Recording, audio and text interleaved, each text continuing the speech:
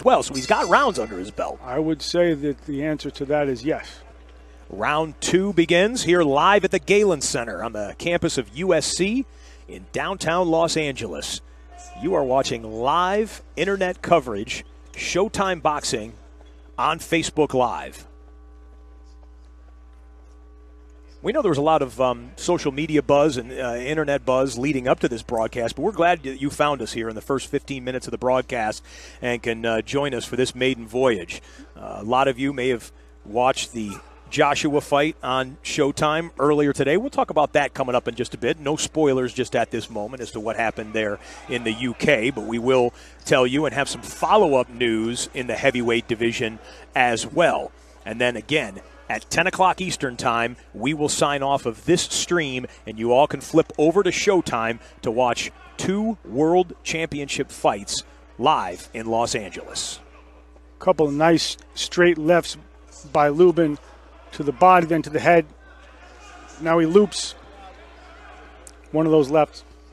He can fight both orthodox and southpaw, although he is partial to fighting southpaw with that strong lead right hand. Cabrera's is, by almost everyone's estimation, his biggest step up in competition. Again, Cabrera coming in at 23-1. Not a bum. But Lubin hasn't really fought many bums. He's never faced a fighter with a losing record.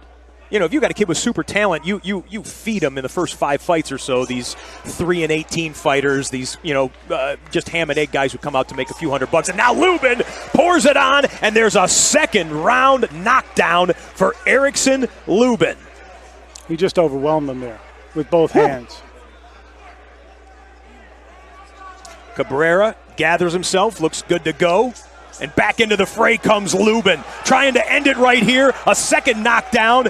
And he stands over to Mug for a second, which will slow the count for a moment. Did you see the 3 right hands ended it? 3 quick right hands. That's talent. Scott, that's what I'm talking about. Something that you can take away and say, I remember that kid.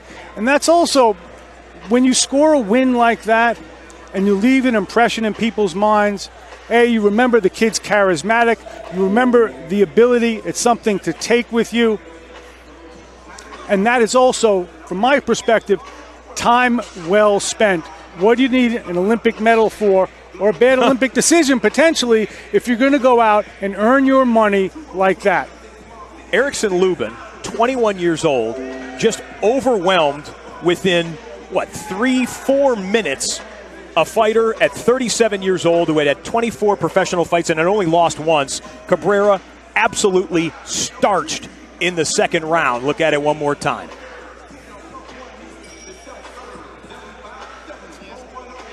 He'd had enough.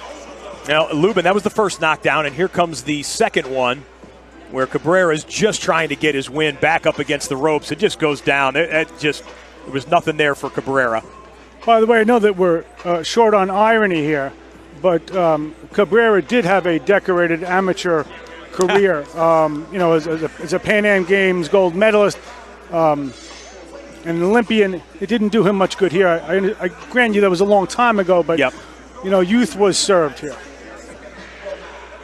Well, he barely broke a sweat to take care of business here in front of the crowd in Los Angeles.